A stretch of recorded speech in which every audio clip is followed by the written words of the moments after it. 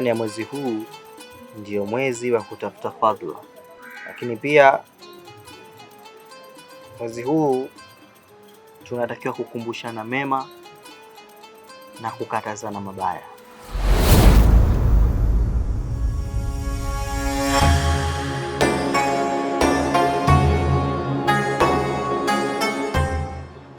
Wazazi wangu,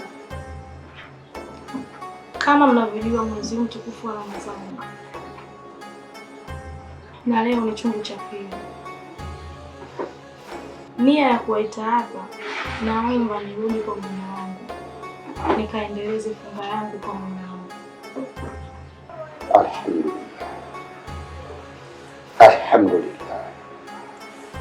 Alhamdulillah. Mke wangu, nimesema mara 3 kwa kumshukuru Mwenyezi Mungu aliyeumba mbingu na ardhi. Muumba mbingu, muweza kila jambo, kwa kupata binti huyu. Mazungumzo aliyozungumza hapa ni makubwa sana mbele ya Subhanahu wa Ta'ala. Na kweli ninapofunga wakati kama huu, inapofikia wakati kama huu wa mwezi wa Ramadhani, binti kama huyu ambaye kishaolewa akafunge kwa mumewe, sio akae hapa ambaye kama yule hajaolewa ndo anaweza kufunga hapa kwetu. Asante sana mama, nimekusikia. Mimi kwa upande wangu sina kikwazo chochote kwa hilo ulichozungumza. Uko sawa bintakwa. Ila nachoomba kitu kimoja. Ukitoka na hapa, uende ukafunge kwa haki bintakwa. Kabla hujaingia kwenye mfungo unanuia. Ukishamaliza kula daku unanuiza. Usipinde pinde kitu chochote zaidi ya kufunga. Mwenyezi Mungu atakubariki bwana. Maana nyayo zenu nyinyi watu wawili ziko miguuni mwetu sisi wazazi wenu, na mpaka hapo ulipofika Mwenyezi Mungu atakubariki sana mama, inshallah. Sasa mimi si mwongeaji sana wa hilo, sizami sana huko, namwachia mama yenu naye labda ana lolote la kuongea. Karibu sana mke wangu. Asante mwanangu. Zala mwanangu, unajua nimekulea kwenye maadili mema ya Kiislamu. Na kuomba unapoenda kwa mume wako, sala ndo kila kitu, na funga ndo kila kitu. Zingatia milango yote 5 ya Uislamu. Unaniona mimi na baba yako umetuacha tunafunga. Naomba sana zingatia na fuata nyayo zetu. Nimesikia wazazi wangu, nitafanya kama mlivyoniambia. Nashukuru kwa kunilea katika misingi ya dini. Tena naamini hata mume wangu amefunga huko aliko. Asante sana. Ila Swaumu mdogo wangu, naondoka, usiache kumtembelea. Sawa dadangu, mimi natakia safari njema uweze kufika salama nyumbani kwako. Mungu atakapozidi kunibariki kweli na kunineemesha, nakuja kusalimia. Nafikiri yote niliyosema mimi na aliyosema mama yako wameyasikia. Cha msingi kuzingatia, na kama utazingatia basi Mwenyezi Mungu atakuwa pamoja na maana pepo zako ziko kwenye nyayo zetu mimi na baba yako, kwa mujibu wa kitabu.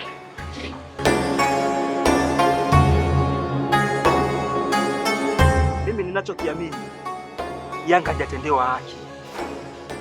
Yaani hajatendewa haki kabisa na Wanasimba. Kwa sababu tukija kuangalia sababu za Simba kuto kuingia uwanjani, sijaiona hata moja.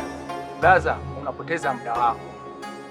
Nikwambie, mambo ya kuanza kufuatilia Simba na Yanga sasa hivi, wewe unapoteza muda wako. Wewe ongelea mengine. Watajua wenyewe babu. Jamani, mashehe, asalamu alaykum. Wa alaykum salaam.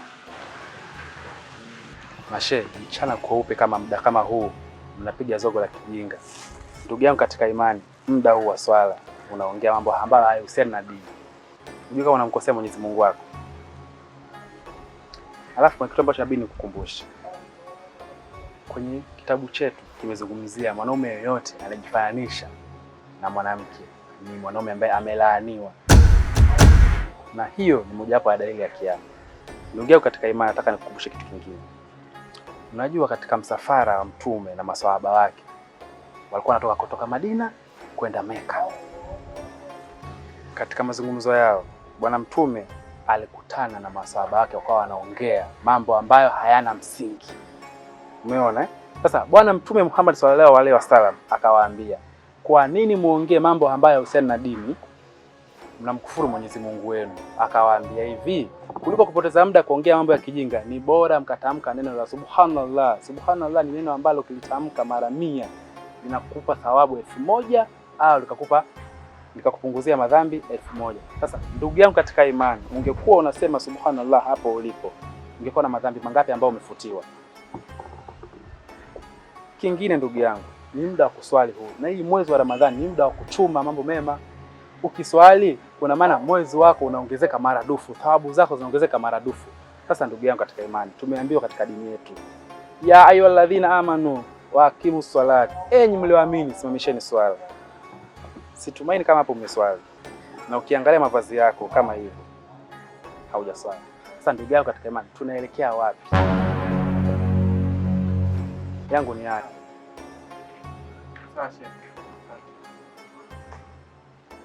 Sasa mwanangu umezidi. Unajua wewe mtoto wa kiume unavaaje eleni sasa? Unajua mimi ni Mkristo. Nipo katika imani yangu ya Kikristo. Lakini kuna nyakati malaika wa Mungu anapomtokea mwanadamu, malaika wa Mungu huwa anavaa umbile la kibinadamu na kumweleza maneno ya kiungu. Sasa kaka, nikikuangalia kwa namna ambavyo mimi nimekaa na wewe kwa muda mfupi, ni mtu ambaye tayari una muonekano wa kiimani. Yaani ni mtu ambaye dini inaonekana iko ndani yako. Alafu kilichonichanganya ni kuona ukiwa umevaa eleni afu wewe ni mtoto wa kiume. Tafsiri ya kiimani ni makosa. Kwa nini unaruhusu mwanaume kuvaa eleni? Hizo ni tabia za kike. Hizo ni tabia za kimama mama. Hebu rudi kwenye imani yako. Rudi kwenye kitu ambacho kinaweza kikakutoa kwenye mabaya kikakupeleka kwenye mazuri. Wewe ni kijana mwenzangu. Nina kila sababu ya kukuweka sawa. Sawa kaka. Nashukuru na nimekuelewa pia. Sivai tena. Sawa. Nazana shasikia na ameelewa. Kwa kama ameelewa, shafanya mambo.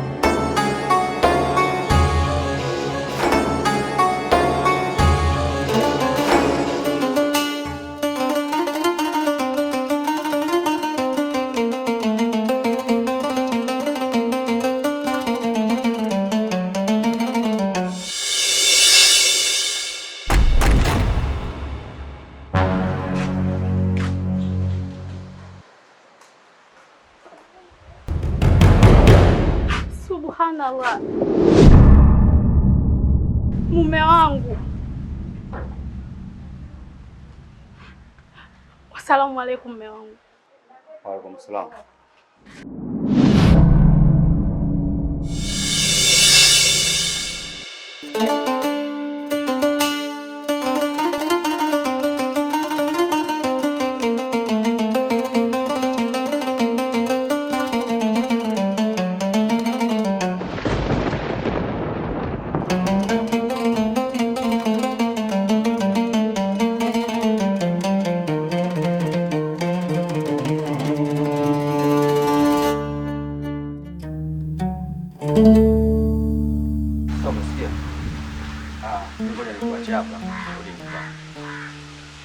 baadaye tutaongea. Afu babe, uliniambia mke wako hatarudi mapema. Na yule ni nani? Unajua mimi mwenyewe nimejishangaa sana kwa sababu tulikubaliana kwamba yeye atakaa mpaka Ramadhani ikiisha, then ndo atarudi. Imekuwa kama surprise tu. Naomba unisamehe kwa hilo. Mimi sijapenda kabisa hicho kitu. Najua umechukia. Najua. Kwa sababu umepata furaha alafu baada ya dakika kadhaa kama kuna maumivu fulani yamekuja baada ya kumuona mwenzio.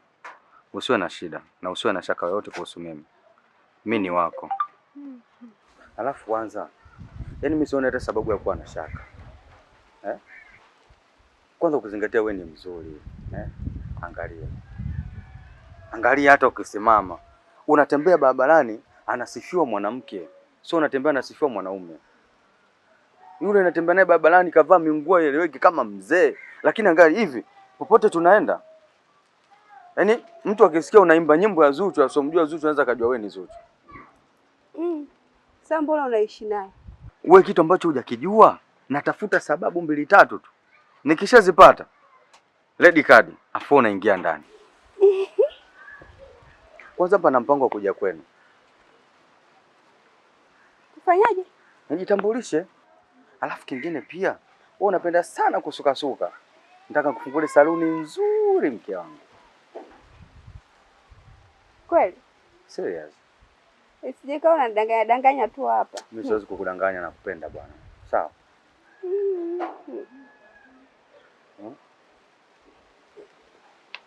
Kwa hiyo baadaye nataka tuwe wote. Sasa hilo ni tatizo? Wewe niambia tu saa ngapi? Nitakupigia simu. Sasa nikupigie simu usipokee. Ukipiga simu lazima nipokee. Kwa sababu wewe ndio kila kitu kwangu. Alafu kingine, mimi ni kama mbwa. Ukipiga uruzi tu nimekuja. Usiwe na shaka mpenzi wangu. Sawa. Poa basi.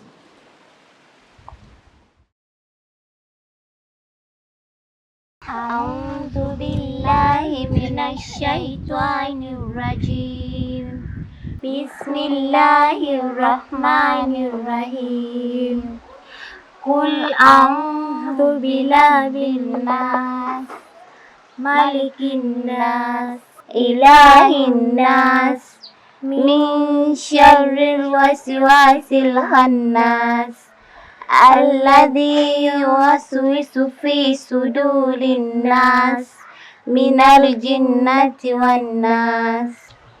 Sasa ndugu zanguni, mimi nilikuwa naombeni mniazime kwa sababu hii sura sijaishika vizuri, sijaikariri. Kwa nilikuwa naombeni mniazime nikaishike vizuri nyumbani ili niwe najikumbushia. Hujaikalili wala usikilizi chuoni. Shehe anaweza akaongea wewe usikilizi. Unamsikiliza Saidi. Sasa dazai, inabidi uwe makini darasani imadi upate kuelewa Qur'ani. Maana ukiacha na yenyewe inaweza kukuacha vile vile. Na pia mimi nakushauri dadangu, uzingatie sana msikitini. Maana ni kitu bora katika maisha yetu. Ndio maana hata Mwenyezi Mungu amesema, man aznaba, mwenye kufanya madhambi, wa huwa ayazhaq, huku anacheka, dakhala nala, utaingia motoni, wa huwa yabek, huku analia. Siku ya mwisho utakuja kuingizwa motoni huku unalia. Saidi hayupo. Tukiwa kufanya mema duniani. Mwezi huu mtukufu wa Ramadhani ni mwezi wa toba. Ukae uombe. Sawa. Naelewa. Kwa hiyo nitakiwa ukienda chuo na msikiliza ustadhi. Hujaelewa na kuelewesha. Sawa. Sawa, nashukuru. Sawa, sisi tutakupa huo msaafu, lakini uende ukautunze, ukauthamini kama unavyojithamini wewe mwenyewe. Sasa tunakugawa msaafu tena unaenda kwa Saidi. Hapana. Qur'ani ukiacha nayo inakuacha. Zingatia msikiti, uswali. Haya, si tuna mengi ya kukwambia, ni hayo tu kama ushauri, ukiyasikiliza haya. Somo kwa kitunzi. Tunashukuru. Tutakuwa makini. Haya, kwa hili. Haya, asanteni. Haya.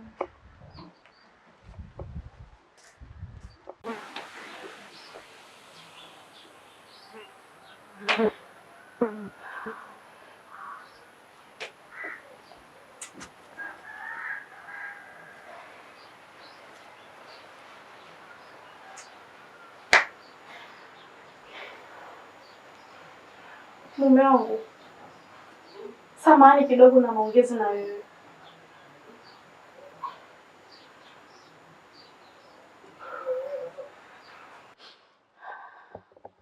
Mume wangu,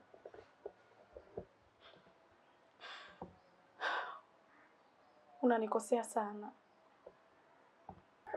Mume wangu, basi usiniheshimu mimi, heshimu hata mwezi kama huu mtukufu. Unanikosea mume wangu. Nakuomba mume wangu, jaribu kubadilika. Usiwe na hofu ya mimi, muogope Mungu. We Mungu unamjua? Ushawe kumuona wapi?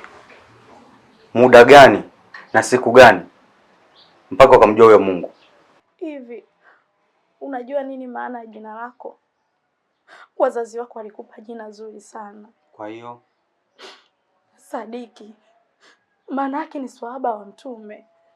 Kwa hiyo nikusaidia nini? Mume wangu, mwezi kama huu ni wa kutubu. Mambo ambayo unayofanya mume wangu, kiukweli mimi sipendezi nayo. Wewe kwako anakupendeza. Kama Mungu hampendezi, kwako wewe anakupendeza. Alafu ngoja nikwambie kitu kimoja. Ukifunga wewe Ramadhani inatosha. Ukitubu wewe inatosha. Sio lazima mimi nitubu. Sio lazima mimi nifunge. Wewe utaokoa dhambi zako. Mimi nitabaki na dhambi zangu. Na ndio maana iliandikwa kila mtu hata ubeba msalaba wake. Beba msalaba wako mabegani. Niachie na madhambi yangu. Wa kwangu mimi nitaubeba mimi popote ninapojua. Iwe mfukoni, iwe kichwani, iwe mgongoni, ni msalaba wangu. Kuanzia leo na kuanzia sasa hivi fanya mambo yako. Sihitaji uniulize chochote.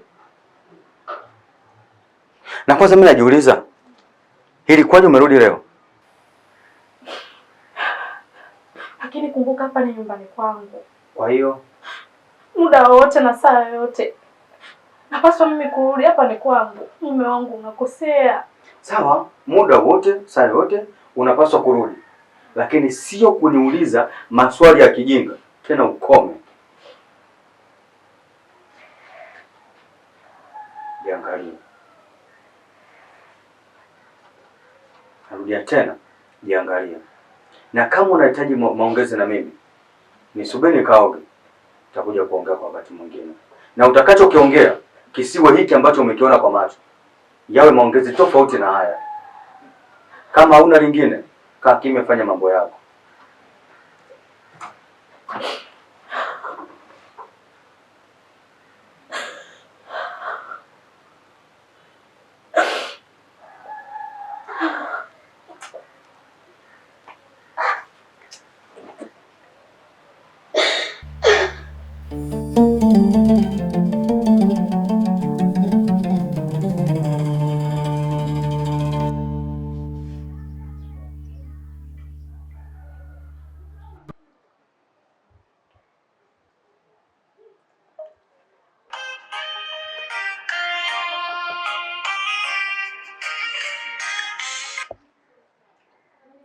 Hey, halo. Wewe. Niambie. Wewe uko wapi? Nipo hapa nakuja sasa hivi hapo nakuja hapo. Nimeshafika hapo uliponielekeza hapa gesi upo ndani? Acha basi nakuja sasa hivi hapo. Hesabu hapo sekunde 5 tu. Nishafika sawa? Nimekumiss pia baby, I love you.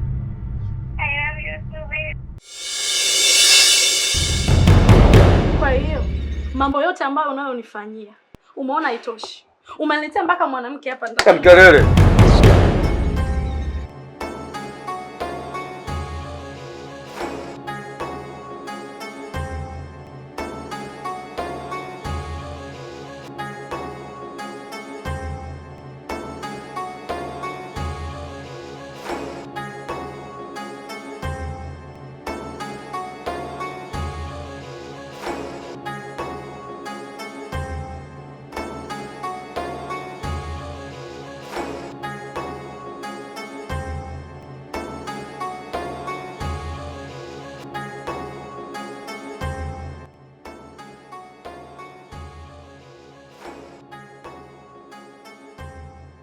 tunaishia hapa, tunapita huku. Alafu kwa dadako unaenda lini? Kwa dadangu mimi natarajia kwenda kwa sababu toka alivyorudi sijaenda. Kwa hiyo baadaye naweza nikaenda kwa dadangu.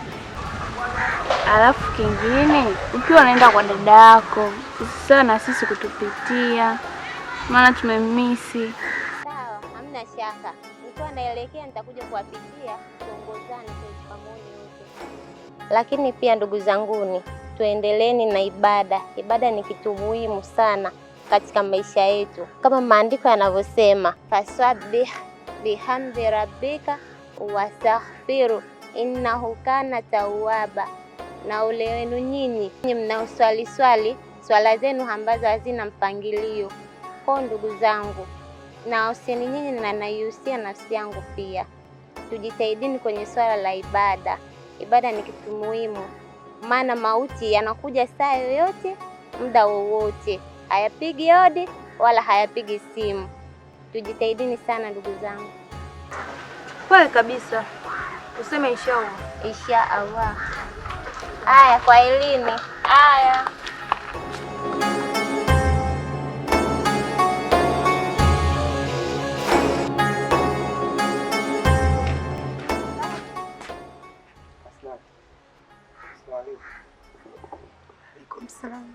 Sheikh, si mtoto wa mzee Mustafa huyu?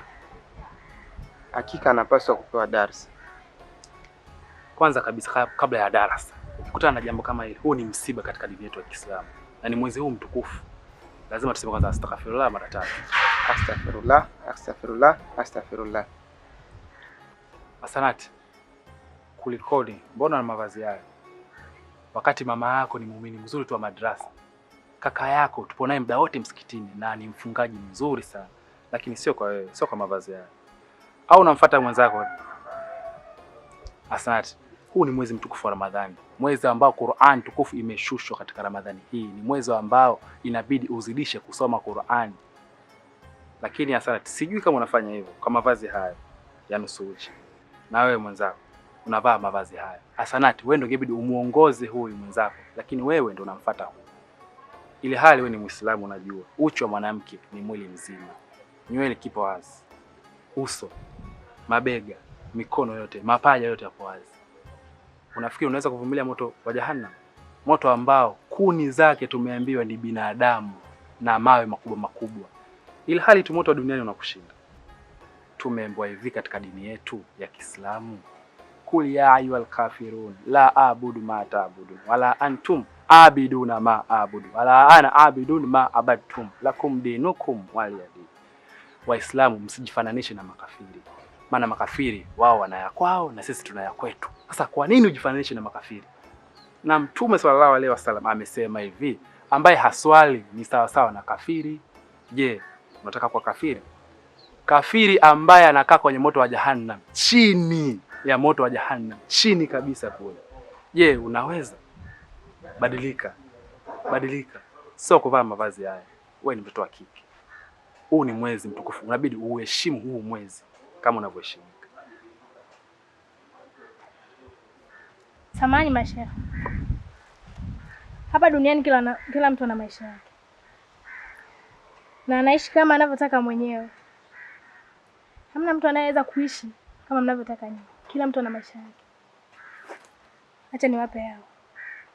Halafu kama mliona huyu yuko uchi, hajajistiri, kwani msingekuja kumstiri? Mshaka mmesha kumwangalia. Mngemstiri, tunaombeni muishi maisha yenu na sisi tuishi ya kwetu.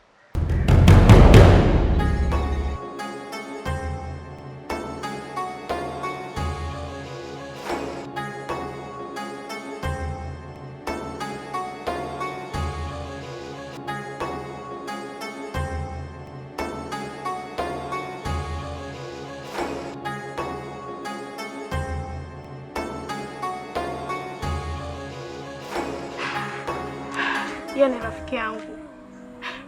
Nashindwa kabisa kumwelewa mume wangu.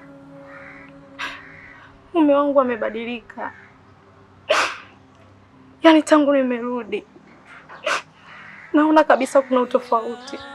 Tofauti na mwanzo. Pole sana rafiki yangu,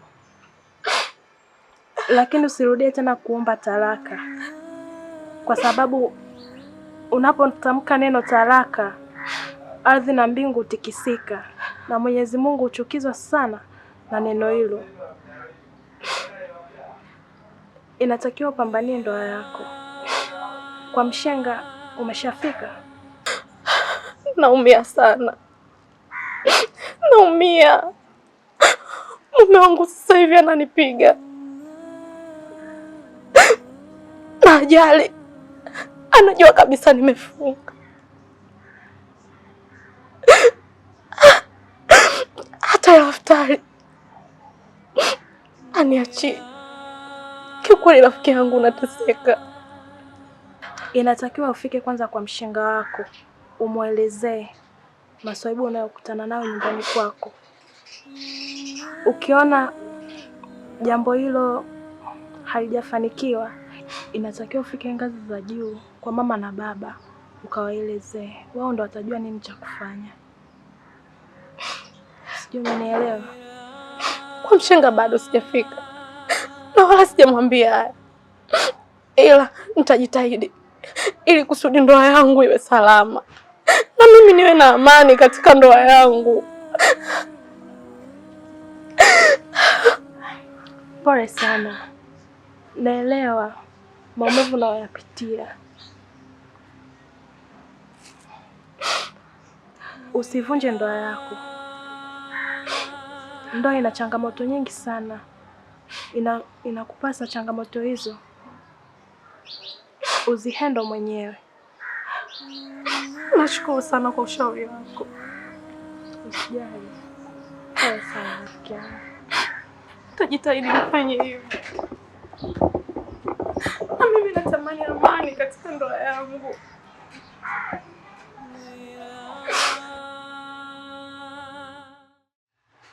Mimi nashukuru sana wadogo zangu kuja kunitembelea.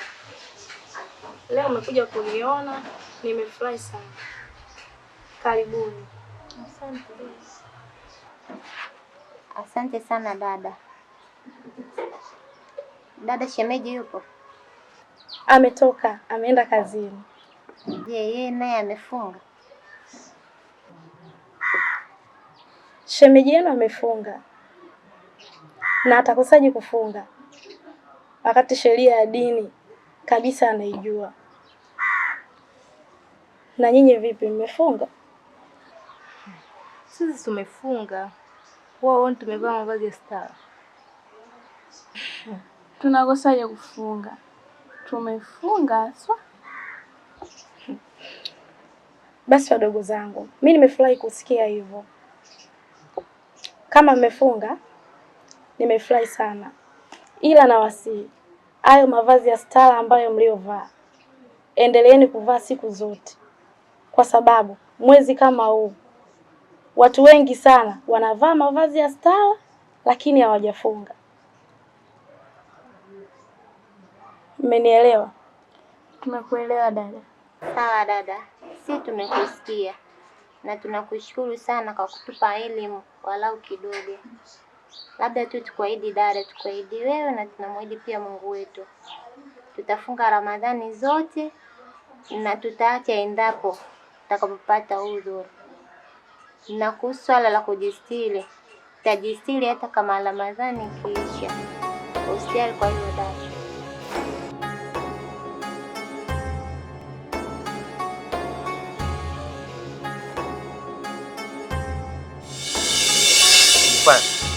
Bwana nishia. Angalia ushahidi huu wote unao. Nilikwambia ile siku msikitini kwamba Asanati sisi amebadilika. Naona binti alivyo huyu. Unamuona? Ni bora tumekutana naye hapa kwa sababu ni kama Mungu katuonesha bwana, piteni ile njia uje ujionea haya hapa. Alafu Asanati, kuna taarifa ambayo nimeisikia mimi sijaipenda. Kuna binti ambaye unatembea na mume wake. Huyo binti mimi ndo nilisaidia mpaka ndoa yake kafungwa. Kwa mimi kama mshenga hicho kitu kinaniuma sana. Umeona? Alafu mama yako ni mtu mzuri msikitini. Kaka yako anashinda msikitini. Sasa wewe imekuwaje ukawa hivyo? Au ndo unamsikiza yule rafiki yako?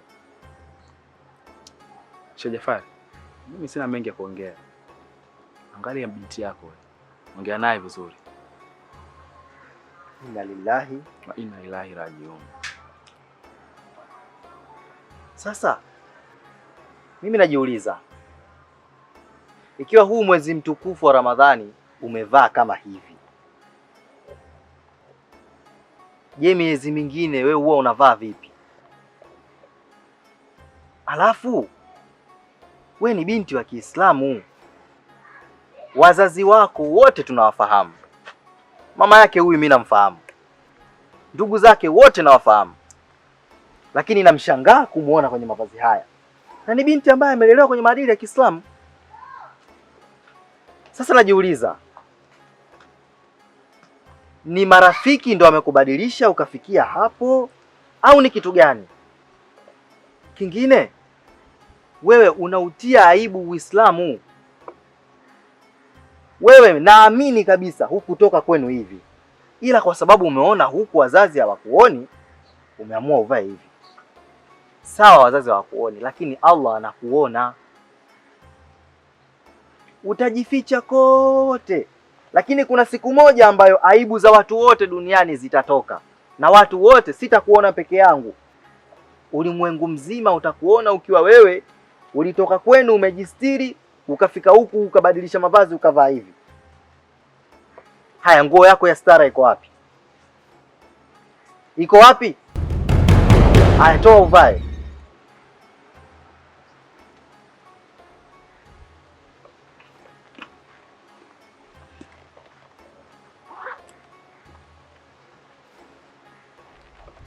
Huu ni mtihani shehe, mtihani mkubwa sana. Alafu umetoka nyumbani ukiwa na stara yako, lakini unafika huku nje unaonesha mwili wako kwa watu ambao hawakustahili kuona mwili wako.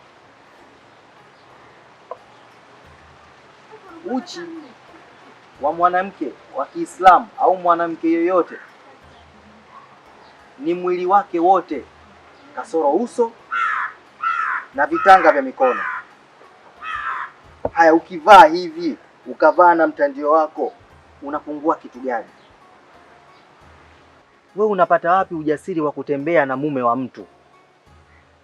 Humuogopi Mungu wewe? Tena mchana wa Ramadhani.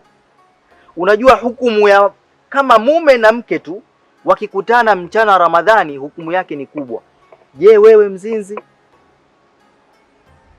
Kwa sababu huyo mume wa mtu na mke wa mtu wakikutana, kama wao si wanandoa, hukumu yake ni kupigwa mawe mpaka kufa. Yaani huyo mwanaume apigwe mawe mpaka kufa, wewe upigwe viboko 100. Unaweza kuvumilia viboko 100 wewe? Umuogopi Mungu? Umeshindwa hata kujishikilia ndani ya mwezi huu.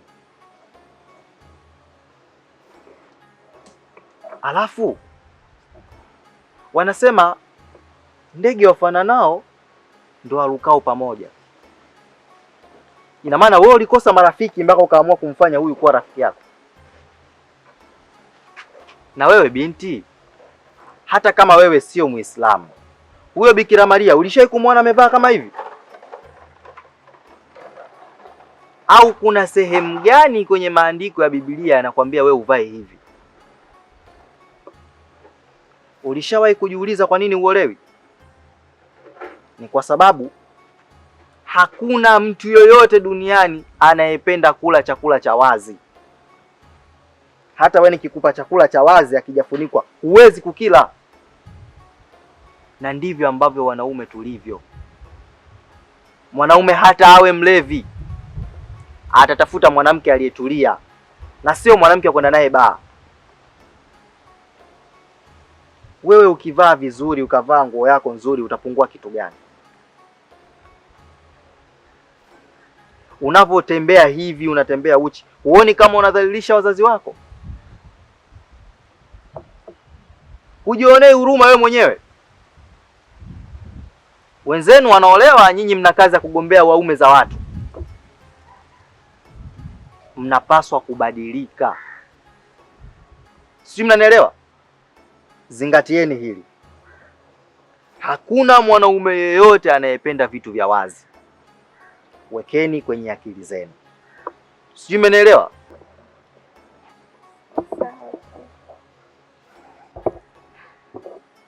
mimi nimewaelewa, na pia naombeni mnisamehe. Sitarudia tena. Nawaahidi kuanzia leo nitakuwa na swali na nitakuwa navaa nguo za stara. Naombeni mashehe wangu. Mamangu mnamfahamu fika. Naomba hili swala msimfikishie. Mimi nitabadilika. Sisi ni binadamu. Hata tukisema tumekusamehe, lakini msamaha wa kwanza unatakiwa uende kwa Mungu. Sisi hatuna shida na nyinyi. Sisi tunakumbusha. Sawa? Mnatakiwa mbadilike. She, mimi naona twende sasa. Twende. Kama ushasikia ushasikia.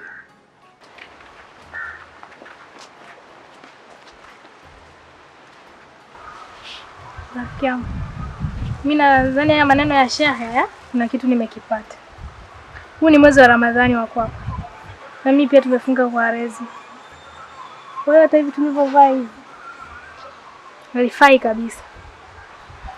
Mimi naomba sasa hivi tuishie hapa, tutaonana wakati mwingine. Ramadhani ikiisha na mimi kufunga kwa lazima ikiisha tutaonana. Kwaheri.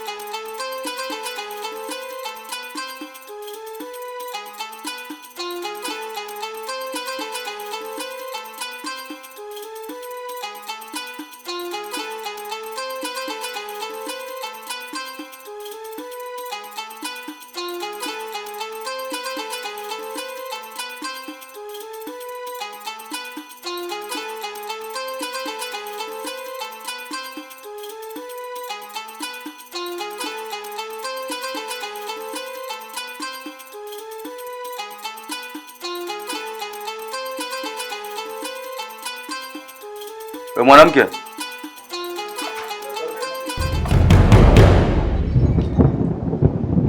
Wewe unakuita?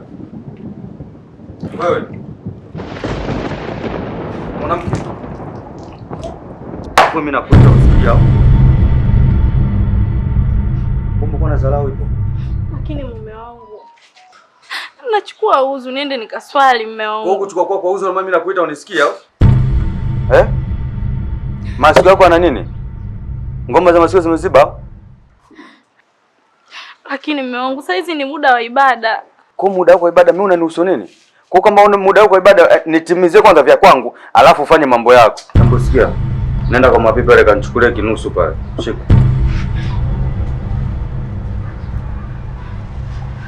Mume wangu, hii si pombe hii. Mbona shati ya uzu mume wangu? Mimi nani yako? Mimi nani yako? Mume wangu. Shika. Nani alibia uzu? Mbona muogopi Mola wako? Nani? Wewe Mola unamjua? Ushakumwona? Huyu Mola wako anakulisha huko ndani? Ukiumwa na kusaidia na kutibia huko ndani? Acha ujinga, mbushika. Shika basi. Hapo mimi napoongea na wewe na wewe. Wewe mbona unielewi? Ninachokihitaji unitimizie kwa muda ninaotaka mimi, si ndio? Na nasema mata yakikauka. Unanijua vizuri.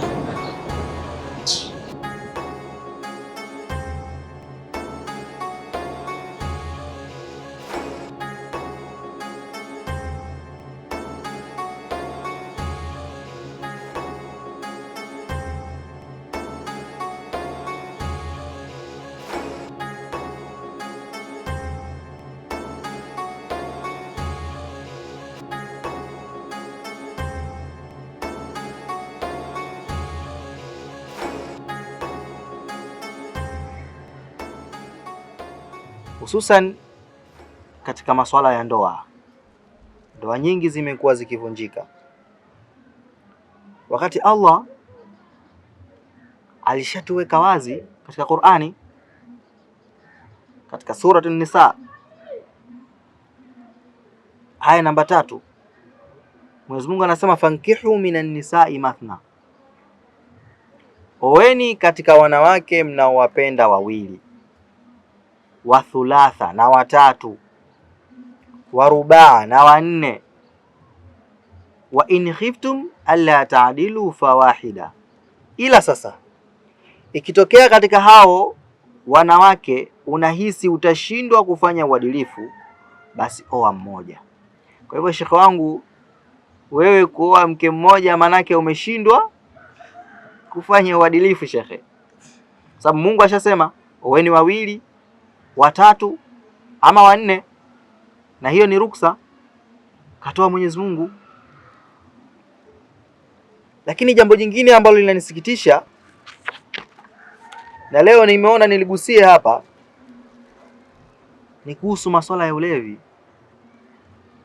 Mwenyezi Mungu anasema katika Qur'ani, ya ayyuhalladhina amanu la taqrabu salata wa in kuntum sukara.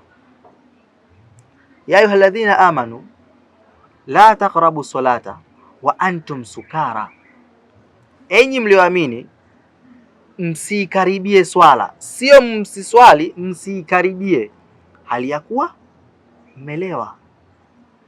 Sasa mtu anakunywa pombe alafu anataka kuswali, huo ni mtihani shekhi. Mungu amekataza mpaka utakapoutoka ule umajinuni wa pombe kwenye kichwa chako ndo uswali.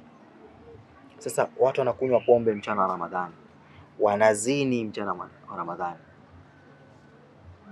Anikumbushe Mtume Muhammad sallallahu alaihi wasallam anasema, azani la yankihu illa zania, yani mzinifu haoi isipokuwa mzinifu mwenzie.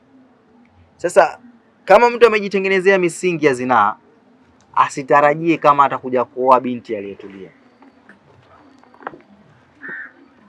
Lakini vile vile huu ni mwezi mtukufu, na katika mwezi huu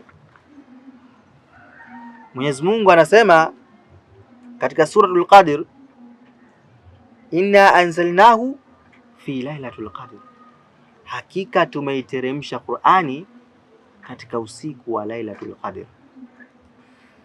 Usiku wa Lailatul Qadr ni usiku wenye cheo, ila watu wasichokijua, usiku huo unapatikana ndani ya mwezi wa Ramadhani peke yake.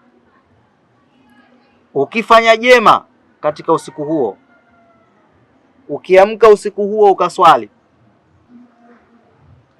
unalipwa malipo miezi 1000 sawa na miaka 83.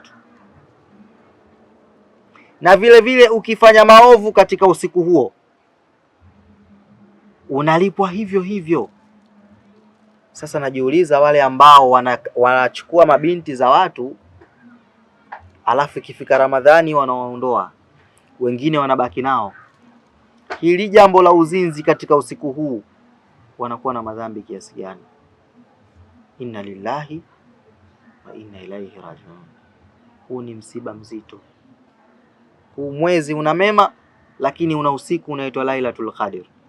Ukifanya jema moja utalipwa sawa na mtu aliyefanya mema ndani ya miezi 1000, ambayo ni sawa sawa na miaka 83. Lakini ukifanya ovu moja katika usiku huo ni sawa sawa na mtu ambaye amefanya maovu miaka 83, na ukifa manake wewe ni motoni. Siku ya Kiyama kuna watu watafufuliwa wakiwa hawana nyama za uso. Hii ni kwa sababu walipuuza utaji wa Mwenyezi Mungu. Shekhe anamfuata, anamlingania, lakini yeye hasikilizi, anapuuza. Na ndio maana Mtume akasema, yeyote yule ambaye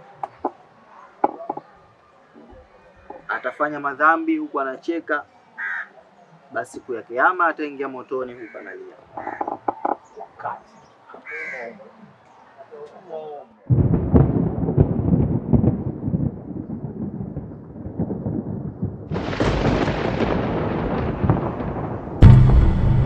mwanamke mzuri kama wewe. Sijaamini una tabia mbaya kiasi hicho. Wewe Asnati, wakunifanyia hivi mimi? Mbona umebadilika? Mwanzo ukuwa hivyo. Yaani wewe kuwa na mume wangu mimi. Unajisikiaje? Hivi ninavolia wewe unacheka. Unajisikiaje maumivu ambayo mimi ninayopitia? Asnati, naomba achana na mume wangu. Achana na mume wangu. We dada, koma kunifuatilia. Mumeo sikumuita, bali alikuja kwangu yeye mwenyewe. Upo? Na ukiona mwanaume mpaka anatoka kwako kuja kwangu, jua kwako kuna kasoro. Upo hapo vipi? Asnati, kumbuka maumivu ambayo unayopitia mimi na wewe utapitia kesho. Na wewe ni mwanamke. Hivyo wewe unadhani mimi nalilialia mapenzi kama wewe? Mimi naangalia hela. Hata huyo mumeo huyo akizingua na mwacha, naenda kwa mwingine. Sina muda kulialia kuwa bwege kama wewe. Sawa Asnati, nashukuru sana, ila nataka nikwambie kitu kimoja. Wanaume wana mtindo wa kubadilika. Kipindi tulivyoanza mahusiano yetu mpaka tunaingia kwenye ndoa, niliishi maisha mazuri. Sijategemea kama mume wangu atabadilika. Leo hii wewe ni mzuri na ameniacha mimi. Kumbuka, kesho atatokea mwanamke mzuri zaidi yako, hata mimi nikiachika. Na ukiolewa wewe, jua utaachwa. We, koma. Mimi nao mtumbo kama wako mpaka nikute kama leo kukuta wewe. Mwanamke unakaa unafuga mtumbo tu, afu unaniambia na kukutana na mimi atanikuta. We koma wewe. Koma. Asante Asnati. Kwenda hapa bana wewe. Sawa, nashukuru.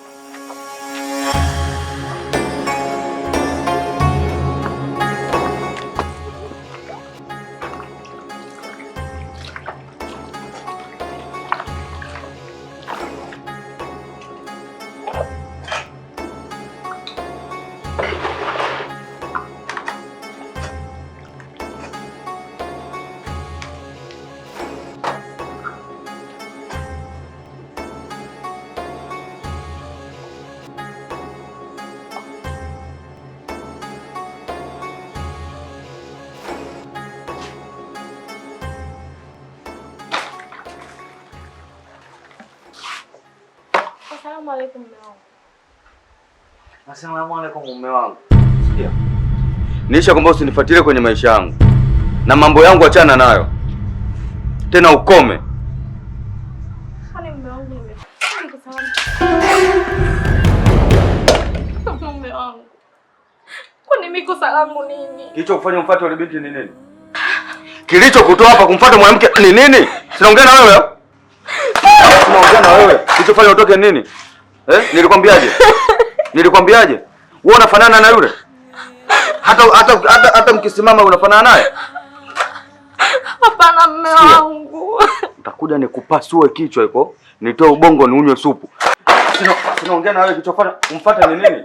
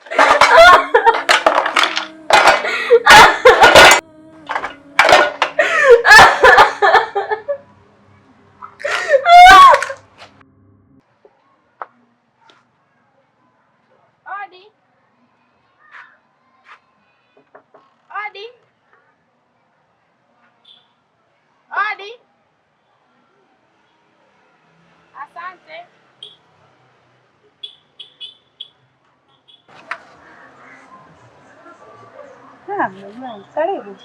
Wasalamu alaykum. Wa alaykum salaam. Karibu. Asante. Samani, mumeo nimemkuta? Yupo. Naomba nizungumze naye. Sawa.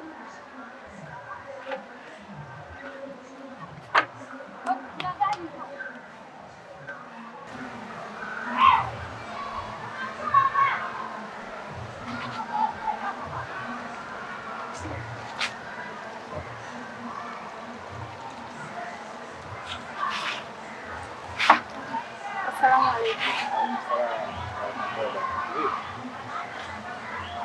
Samani mshenga, na mazungumzo na wewe. Kama hutojali, naomba tuketi tuongee. Kama naomba tupishe kidogo. Sawa.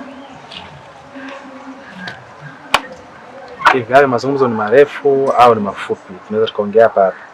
Hapana, sio mafupi. Mazungumzo ni marefu. Basi ngoja nikachukue viti tupate upepe pale. Sawa. Haya ndio nayoyapitia kutoka kwa mume wangu. Napita katika changamoto ngumu sana. Kama utazungumza naye nitafurahi. Napitia mazingira magumu sana. Awali ya yote nikwambie pole. Sijategemea kama ule jamaa atabadilika hivyo. Kwa sababu nakumbuka kipindi ananifuata alikuwa mpole na mstaarabu.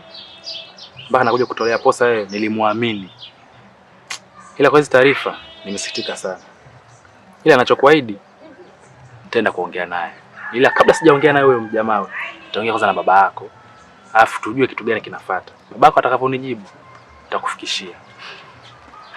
Basi sawa. Kama utazungumza naye itakuwa vizuri sana.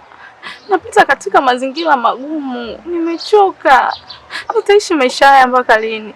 Na mimi natamani kuona amani katika ndoa yangu. Mume wangu amebadilika. Mwanzo alikuwa hayuko hivyo. Naomba unisaidie mshenga.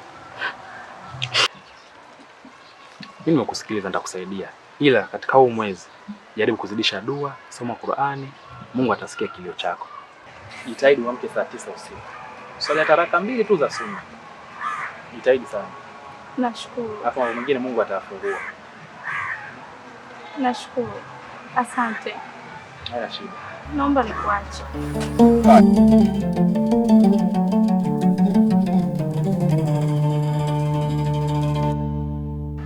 Asalamu alaykum warahmatullahi wabarakatuh. Wa alaykum salaam warahmatullahi wabarakatuh. Karibu. Asante mzee wangu. Kama nilivyokuambia kwenye simu nilivyokutanguliza ile mada yetu. Yule binti yako anapata tabu sana kwenye ile nyumba. Anahangaika kwa sababu mambo yanayofanyika kule sio mazuri. Sasa mimi kama mshenga ambaye ile ndio nilisababisha kafungwa, sipendelee. Hilo sala pamoja huo naliona jepesi. Lakini kwangu mimi ni gumu mno. Maana wale wana ndoa. Mimi yule binti nishamuozesha pale. Na mamlaka gani kwenye ndoa? Damu yangu nimekubali kabisa, damu ya kwangu. Lakini sasa mamlaka yuko kwenye ndoa yule. Ndio ni mke wake, lakini wewe ni baba yake. Mimi nimekusikia vizuri sana. Wewe ndio mshenga. Ndio ulounganisha udugu huu. Ndio uloweka sawa hii ndoa. Umeshawahi kuongea nao? Mimi nilijua kama sina nguvu sana, labda wewe baba mtu unaweza kunisaidia wakakuheshimu wewe kidogo. Sikiliza bwana, nikwambie. Mimi jukumu langu kwa ule binti limeshakwisha. Madhali nilimuozesha na yuko kwa mume wake, nilishamaliza jukumu tayari. Manake Mwenyezi Mungu Subhanahu wa Ta'ala asema kuna mambo matatu. La kwanza kuzaliwa. Lakini la pili kuoa au kuolewa, la mwisho ni kifo. Sasa madhali nishamuozesha yule, mimi nishamaliza pale. Sina jukumu lingine. Jukumu la mumewe awe kamuingilia mchana, yeye kamwambia vipi, lakini mume wake mimi siwezi kuingilia kati. Unajua kuna hatari moja shehe. Wewe umesoma vitabu bwana. Swala la talaka au kuwavunjia ndoa watoto au mtu yeyote, Mwenyezi Mungu hayuko pamoja naye. Maana ukitaja talaka tu alizi inacheza hii, kitu ambacho Mungu kinamkasirisha sana. Sasa na mimi nachelea hivyo, ina nyuma damu yangu, lakini sasa Mwenyezi Mungu tunampeleka wapi? Shehe, tunaulinde Uislamu, tunaupeleka wapi Uislamu? Shehe wangu, hebu tumuogope Mungu, tumsalie Mtume. Allahumma salli wa sallim alayhi. Sawa bwana, mimi nimekusikiza, nimekuelewa. Nitajitahidi kukaa nao kikao na niwafikishie. Watakavyoniambia nitakuja kukupa majibu. Yule binti yangu, damu yangu, lakini nimemwozesha. Kaa nao, ongeeni, mkishayamaliza tayari utaniletea jibu. Mimi tumefikia hapa basi. Haina shida. No? Haina shida, nitakaa nao. Tutaongea. Basi nitakalotoka nitakwambia. Basi tuseme inshallah. Inshallah. Inshallah. Pole sana ndugu wangu kwa leo kukuta. Ila mimi kama dada yako nakushauri kitu kimoja. Usikate tamaa. Ndoa zina mambo mengi sana. Vumilia. Yaani usijaribu kurudi nyuma hata kidogo. Ni kweli kama alivyosema dada. Unajua katika majumba haya yana siri kubwa sana. Alafu kila familia zina changamoto zake. Hizo pia ulizonazo ni changamoto zako. Kingine mwanaume anapenda kusikilizwa. Mwanaume anapenda kujariwa. Mwanaume ni kama mtoto mdogo.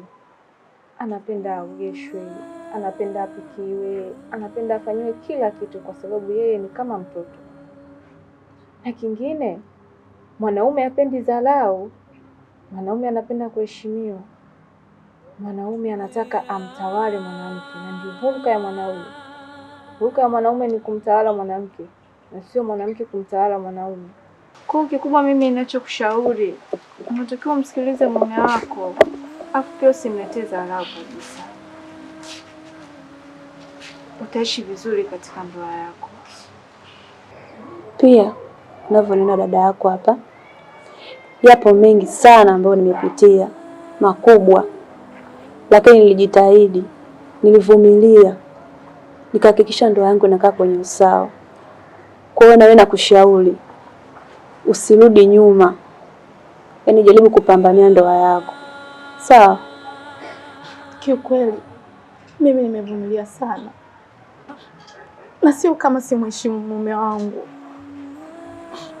namheshimu sana, lakini mume wangu amebadilika. Imefikia kipindi nimemfumania na mwanamke ndani kwangu. Naumia.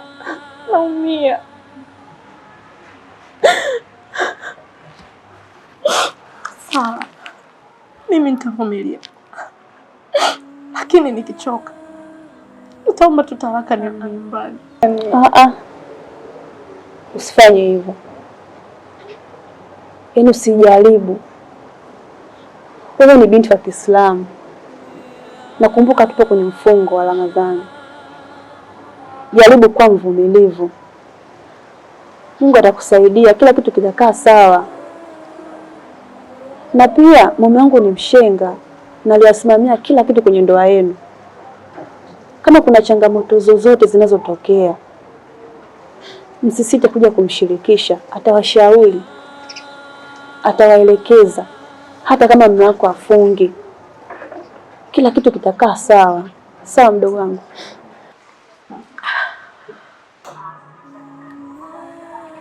Pambania ndoa yako. Sawa mpenzi?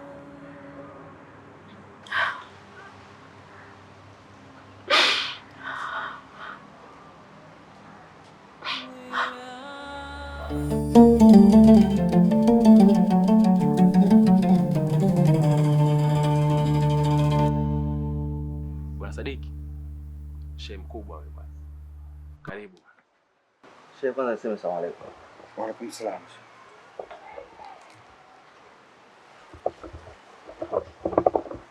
Kwanza nimtangulize Mungu kwa kusema alhamdulillah. Malalamiko haya yamenifikia kama ambavyo anavyosema Mtume, mkumbushane yaliyokuwa mema na mkatazane yaliyokuwa mabaya. Mwenyezi Mungu anasema, ya ayyuhalladhina amanu, enyi ambao mmeamini, msikaribie swala hali ya kuwa mmelewa. Sio tu usiswali, usikaribie. Ikiwa swala ndiyo nguzo kuu ya dini, lakini usikaribie hali ya kuwa umelewa, kumaanisha kwamba pombe ni kitu kibaya sana. Sababu Mwenyezi Mungu anasema, innamal khamru wal maisir rijsun min amali shaitan fajtanibuhu, hakika ya pombe na kamari ni uchafu katika uchafu wa shetani, jiepusheni nao. Sasa ikiwa mpaka aya zinashuka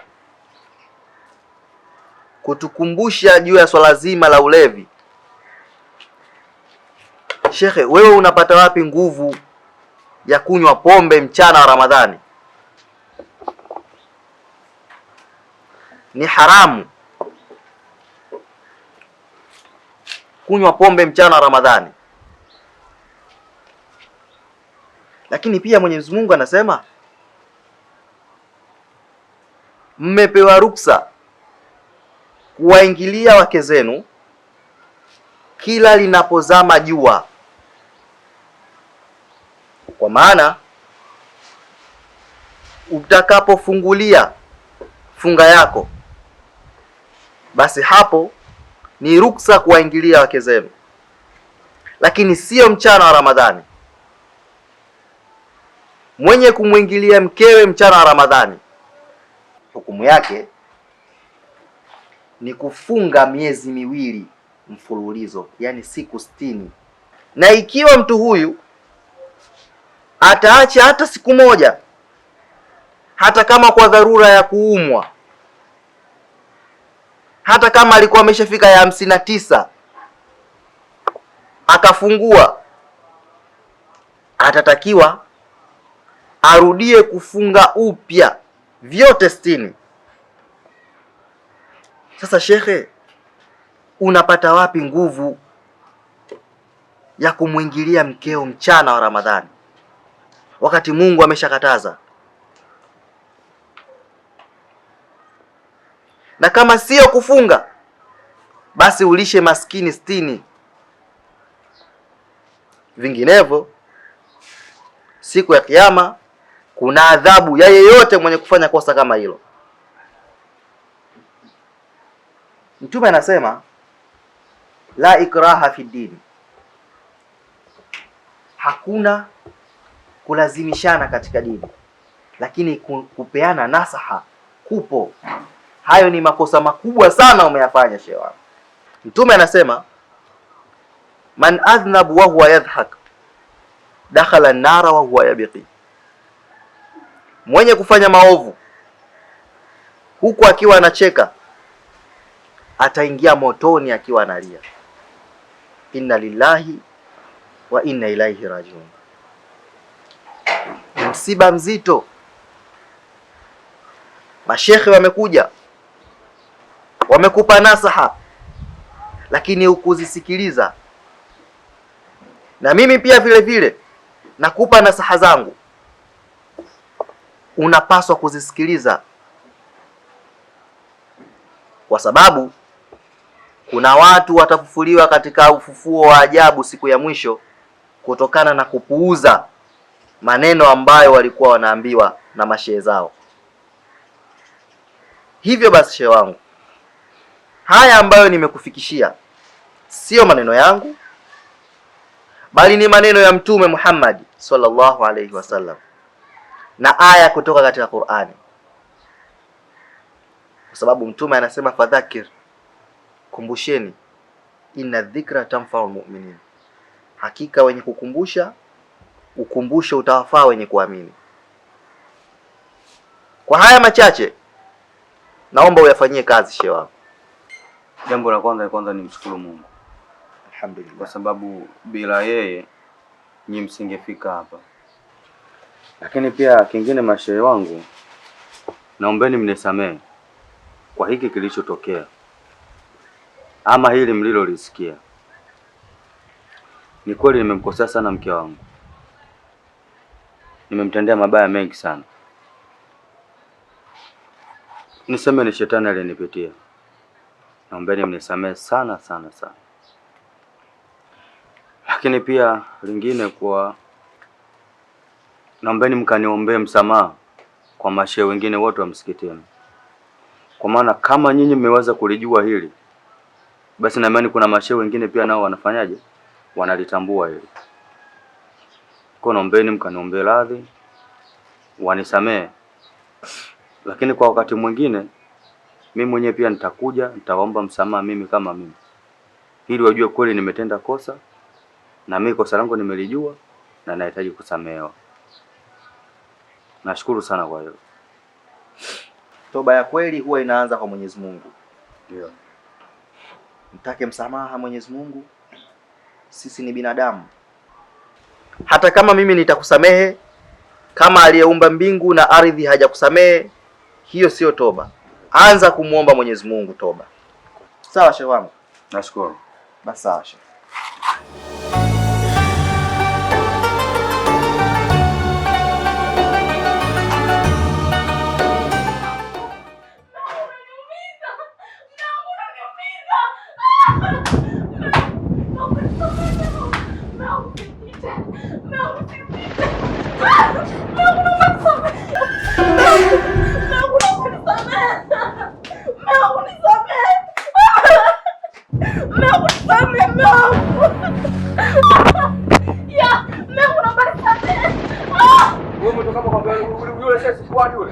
Yule sikuadi yule.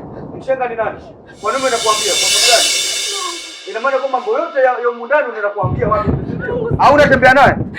Wewe hujafundwa? Wewe ni msungo? Unatembea naye yule mshenga? Una adabu? Una adabu? Wewe umefundwa, hujafundwa? Hujafundwa kwani wewe? Wewe ni msungo? Wewe ni msungo?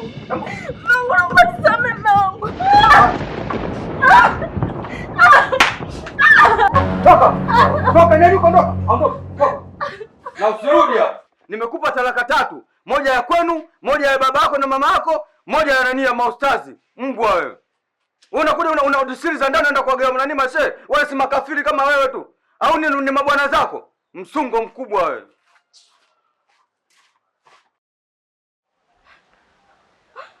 Mama, sina la kabisa na ndoa yangu.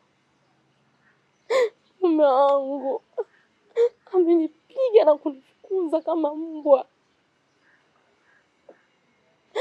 Nadhalilika mama. Nitaishi katika maisha haya mpaka lini? Mume wangu ananidhalilisha. Napigwa hadharani nje mama.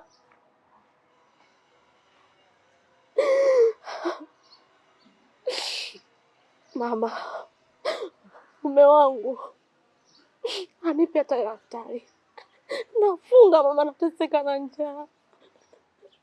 Hata cha kufungulia mimi sina. Na ana njaa. Mama naumia mama wangu. Naumia mama.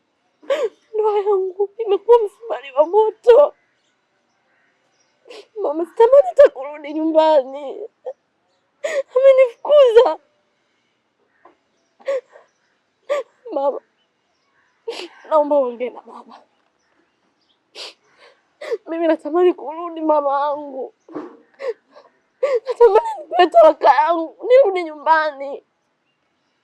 Maisha napitia kama sina wazazi. Naumia mama, naumia.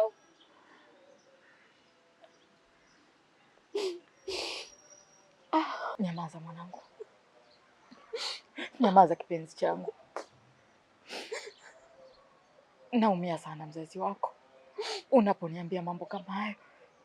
Nasikia uchungu moyoni kama mzazi, ila nashindwa cha kufanya nini. Ila mwanangu, ninachokushauri kikubwa, naomba msubiri baba yako. Akirudi nitaongea naye vizuri, tujue na yeye anasema nini katika hili. Ila nimeumia sana kama mzazi. Nakuomba mwanangu, ukae hapa, usije ukarudi tena kule kwa mume wako, asije akakuumiza zaidi hapa mwanangu, nikakukosa. Mwanangu, naumia, nakuomba sana. Pole mwanangu. Pole mama, pole. Kama ndo hii mama angu, sihitaji tena mama, inatosha. Mume wangu analetea mpaka mwanamke ndani. Mama, mama. Nyamaza mama. Nyamaza.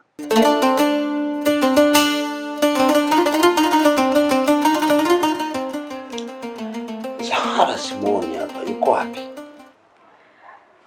Zahara ametoka na mdogo wake hapa, ameenda sokoni.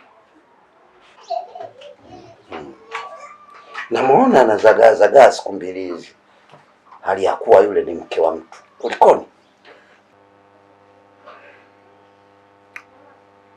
Ni kweli, ila nilitafuta muda nikae na wewe mume wangu, tuongee haya. Bahati nzuri leo nimepata muda sahihi. Zahara amekuja kupumzika hapa kwa wiki kadhaa, sababu kule na mume wake kuna ugomvi umetokea.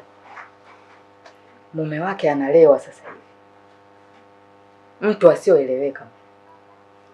Zahara anaweza akawa katika swala yeye akajipitisha tu mbele bila hata kujua sala ni nini.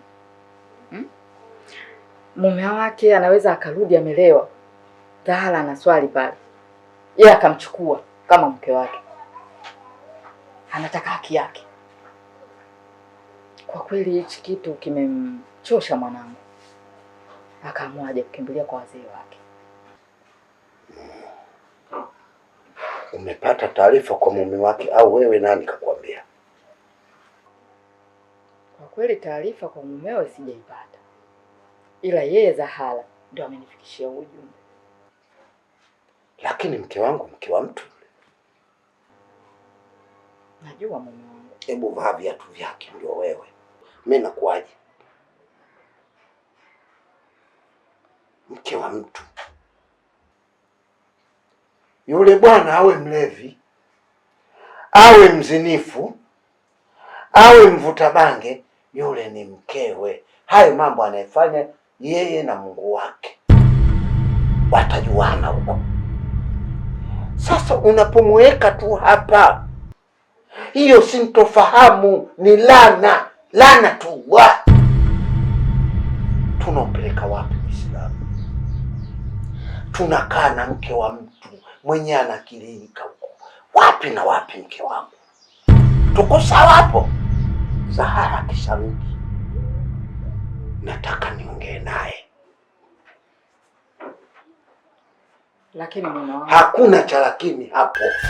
Mimi ndio baba mwenye nyumba hii na mimi ndio mzazi wa Zahara. Nataka niongee naye. Tusiishi ovyo.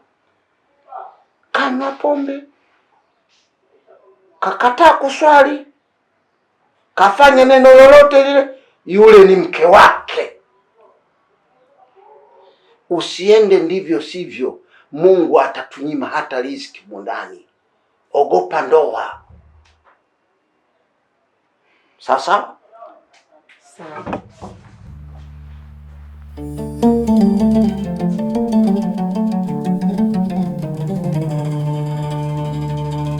Taki kukaa na mke wa mtu hapa. Unataka kunitia laana? Lakini baba, Hakuna cha lakini. Umeachwa. Umeachwa. Hakuna cha lakini. Sitaki kusikia lakini. Sitaki kabisa. Usinitie laana mimi wewe hapa. Unataka kunitia balaa mwishoto wake. Unarudi kwa mume wako. Utaondoka uondoki. Utaondoka uondoki. Niko chini ya miguu yako. Unarudi urudi. Mbona napitia maisha magumu? Yawe mazito, yawe mepesi, rudi kwa mume wako. Rudi kwa mume wako. Baba Zala, mwache mtoto. Mwache mtoto baba Zala. Baba Zala, mwache mtoto. Ndugu yangu sikuelewi umepoa? Wajua mwanangu, katikati hapa kuna majanga litokea. Shemeji yako unajua bahati mbaya tu malumbano nikampiga. Toka alipoondoka mpaka leo hajarudi. Sema una mkokoko, una mkono mwepesi, unapepepe, unapenda kupiga blaza wewe. Yaani unajua nikwambie kitu Hamza. Hivi mwanamke wako umemuoa kwa ndoa, ni mali yako ndani ya nyumba. Halafu akupe haki yake kwa ndoa. Hapo kipengele hapo. Kwa hiyo umempa talaka. Mimi sifikirie kuondoka. Sio unaelewa? Akae huko mpaka afe. Ila anachofikiria mimi kaenda kumpa maneno yule binti pale jirani yako. Amuongei. Yaani kabisa yani. Kwa hiyo umekosa huku na umekosa na huku. Ukimpigia ataki pipipi. Yaani apokee simu, ajibu message, afanye chochote. Tukikutana njiani hivi anapita hivi kama vile nani hivyo yani. Yule unampenda sana eh? Sana. Vibaya yani. Wewe chaguo la kwanza sasa hivi. Huyu hapa anasubiri. Anakupa mambo matamu yani. Yaani nakwambiaje? Unajua lile roast lile au vile vyakula anavyopika Wahindi vile.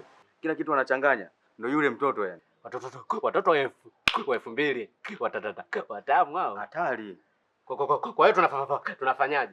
Sasa mimi hapa ndo nafikiria nitafanyaje ili niende. Yaani nimewaza mpaka si niende kwao. Sikiliza papa. Panda dada mimi nakusaidia mapema. Bwana Hamza, yaani yule sidhani kama atakubali. Kwa nini? Yaani jirani yangu yule. Kama mimi mwenyewe tu nataka kuongea na mimi atakubali wewe rafiki yangu. Mimi namuweza yule mkate tu. Mate tu unalegea. Sema mimi nakuamini. Fanya hivyo. Sema vipi ujue? Umeona hii? Hapo unapata kizima kimoja au vinusu hivi? Hapa vinusu viwili kiki na kisungula hapo. Kwa hiyo ndo dawi. Yaani hapo mambo akiwa fresh. Wewe si unanijua vizuri. Sikiliza ngoja nikapate steam. Sawa. Nitarudi. Atakupigia simu ujue. Sasa hivi ndio naongea nawe naweka gari kama hii kama Jackson. Usiweke gari mama. Maana kitaka kupenya inapenya tu.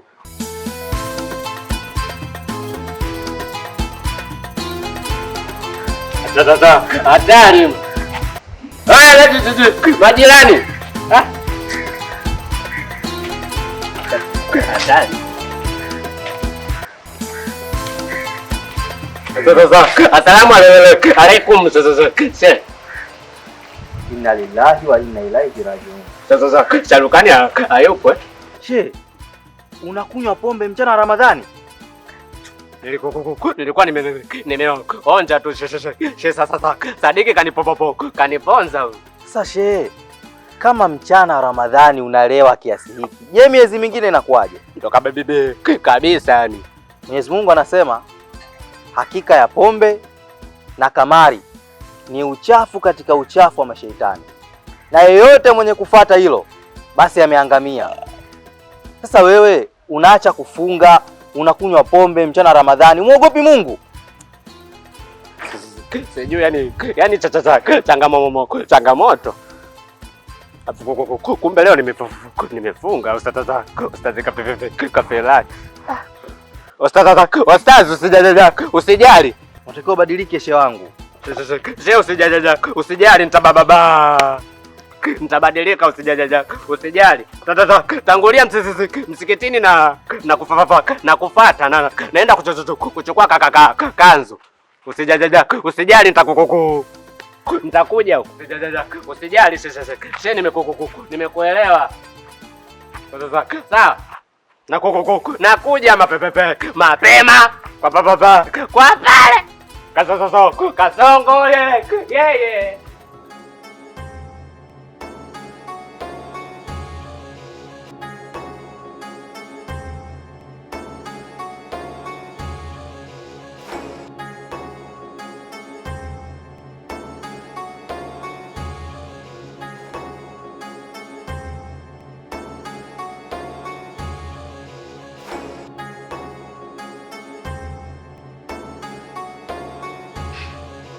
Asalamu alaykum mume wangu.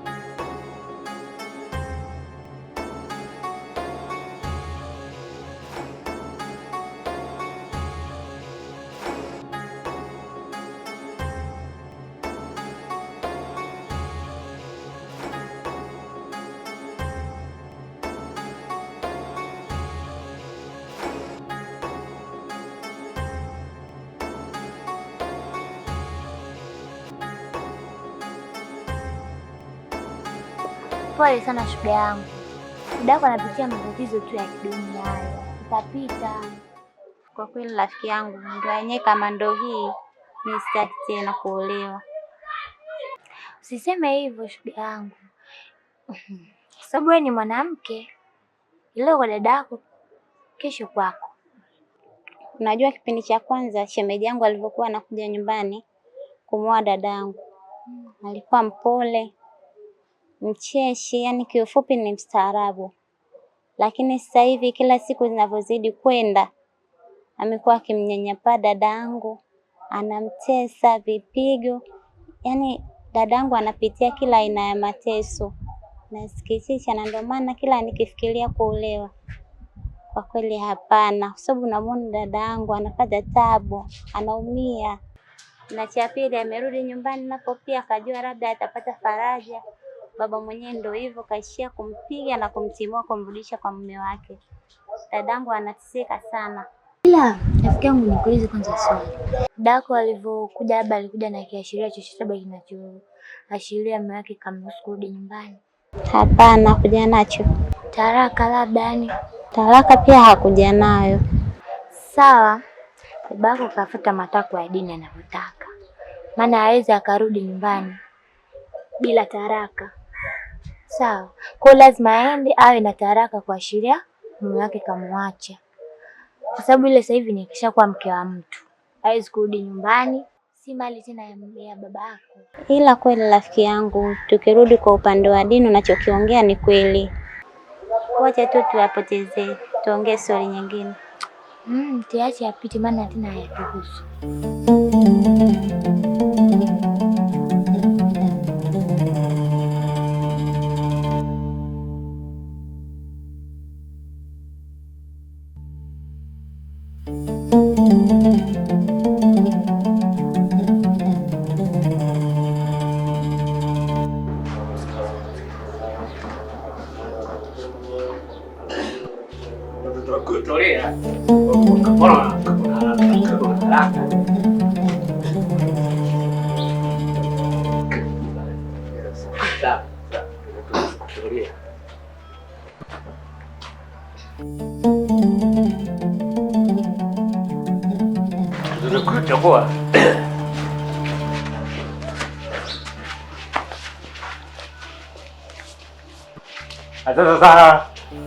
Assalamu alaikum mama.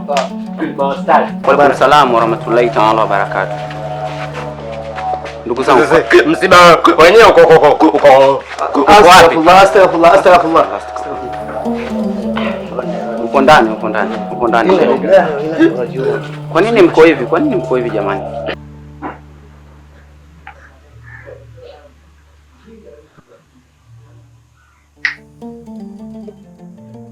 Sheikh, Nenda waambia waache fujo msibani hapa na wakataze wasiingie huko.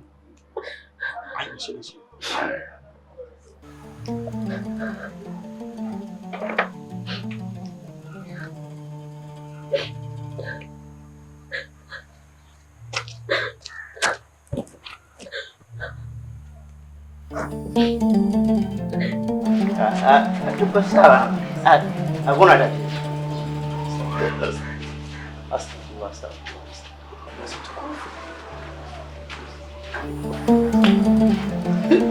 Atakuwa ndani amejifungia. Anaosha.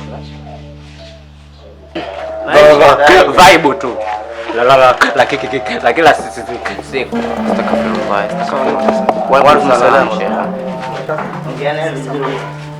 Jamani samahani. Mheshimiwa, hii sio sehemu ya shughuli. Hii ni sehemu ya msiba. Kwa hiyo kama mmekuja msibani, naomba tujumuike na wenzetu pale. Hakuna tatizo. Kwanza msibani uko wapi? Mama marehemu. Usijali sasa tuko pamoja. Msiba mkubwa.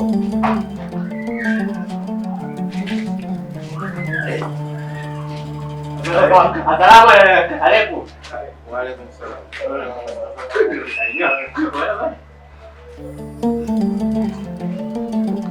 Akina mama sasa hivi.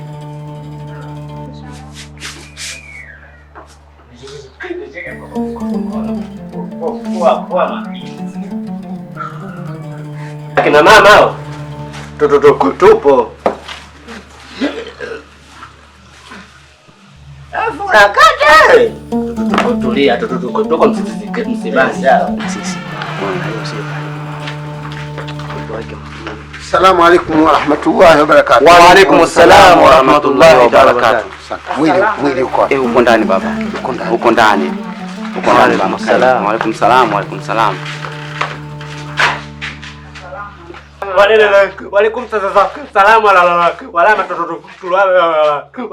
wa barakatuh. Msiba unauma? Ndio. Acha sasa. Kale wewe msiba unakuuma. Blaza cheusi. Msosi upo. Nifuata kule uko hapa msibani shikelele. Kaka kimya papa panya wewe. Msibani wanafuatiliana huyo vipi? Hata mimi nashangaa. Unamuelewa wewe? Sawa na nimemwelewa. Wewe unamwacha Assalamu alaykum wa rahmatullahi wa barakatuh. Wa alaykum salaam wa rahmatullahi wa barakatuh.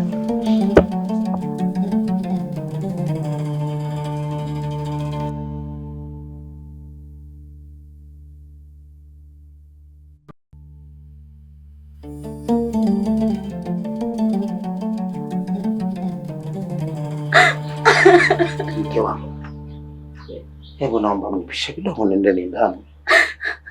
Naomba mpishe kidogo.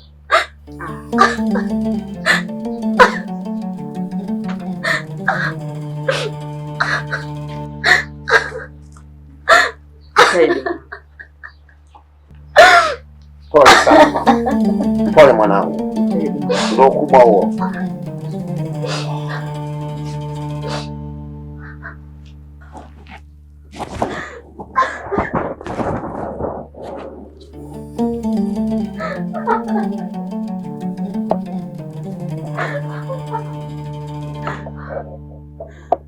أعوذ بالله من الشيطان الرجيم. بسم الله الرحمن الرحيم. الحمد لله رب العالمين الرحمن الرحيم مالك يوم الدين إياك نعبد وإياك نستعين اهدنا الصراط المستقيم صراط الذين أنعمت عليهم غير المغضوب عليهم ولا الضالين آمين. بسم الله الرحمن الرحيم. قل أعوذ برب الناس ملك الناس إله الناس من شر الوسواس الخناس الذي يوسوس في صدور الناس من الجنة والناس. Bismillahirrahmanirrahim. Qul a'udhu birabbil falaq min sharri ma khalaq wa min sharri hasidin idha waqab wa min sharri nafathati fil 'uqad wa min sharri hasidin idha hasad. Bismillahirrahmanirrahim. Qul huwallahu ahad, Allahu samad, lam yalid wa lam yulad wa lam yakul lahu kufuwan ahad.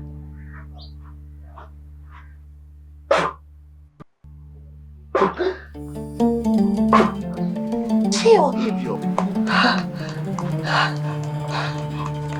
La haula wala quwwata illa billah. Allahu akbar, Allahu akbar, Allahu akbar. Allahu akbar. Allahu akbar. La ilaha illallah Muhammad Rasulullah. Allahu akbar. Allahu akbar. Allahu akbar. Allahu akbar. Allahu akbar. Nenda utoe taarifa nje kuwa wasisambazi habari za msiba.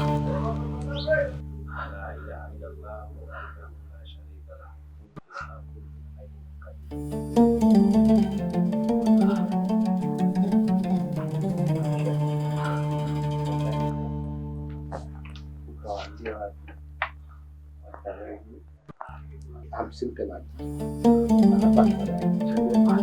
Utapata maji.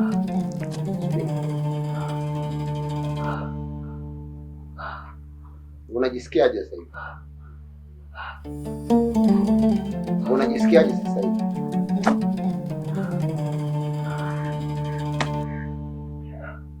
Unajisikiaje sasa hivi? Maji utapata. Maji utapata.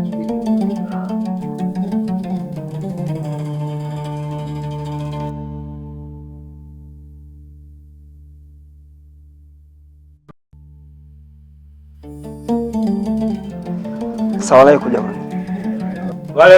Waalaikum salaam wala tutulai wataala wa barakatu ambao sio Waislamu jamani. Bwana Yesu asifiwe. Amen. Jamani, samani kulingana na taarifa ambayo ndakuja kuitoa.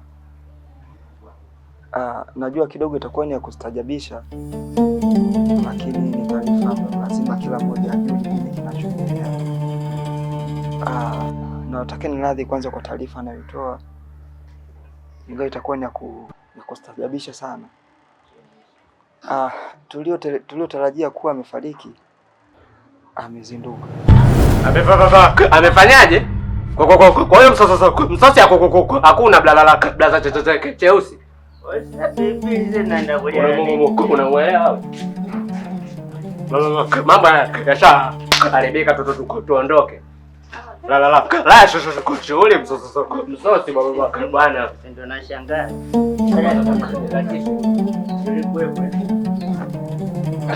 Asante kwa kushiriki.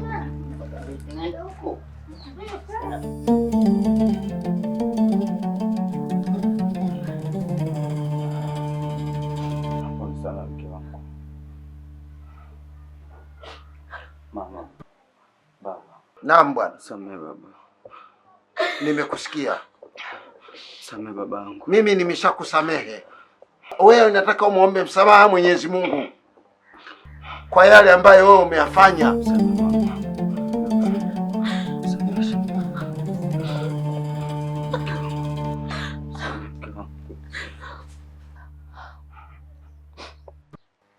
Nimekusamehe mume wangu. Nimekusamehe mume wangu. Ile yote ilikuwa ni mitihani tu ya Mwenyezi Mungu. Hapana, haina haja kulia. Naomba na mimi mnisikilize kidogo. Mama, naomba mnisikilize kidogo. Achaneni. Naomba unisikilize wewe bwana. Sisi hapa sote pamoja na hawa maostazi tumekusamehe. Lakini inabidi muombe msamaha Mwenyezi Mungu, maana wewe umemkera Mwenyezi Mungu wewe Subhanahu wa Ta'ala.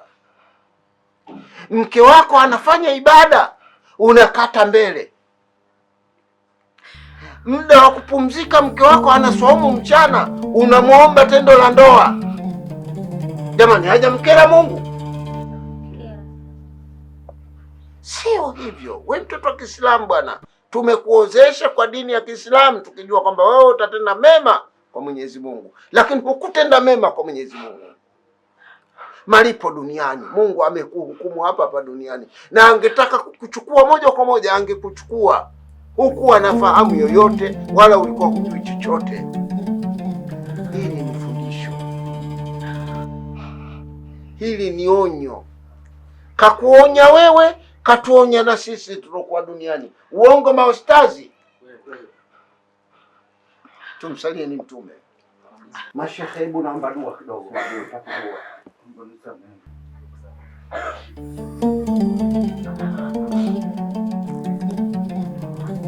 Al-Fatiha. Bismillahir Rahmanir Rahim. Alhamdulillahi Rabbil Alamin. Ar-Rahmanir Rahim. Maliki yawmiddin. Iyyaka na'budu wa iyyaka nasta'in. Ihdina siratal mustaqim.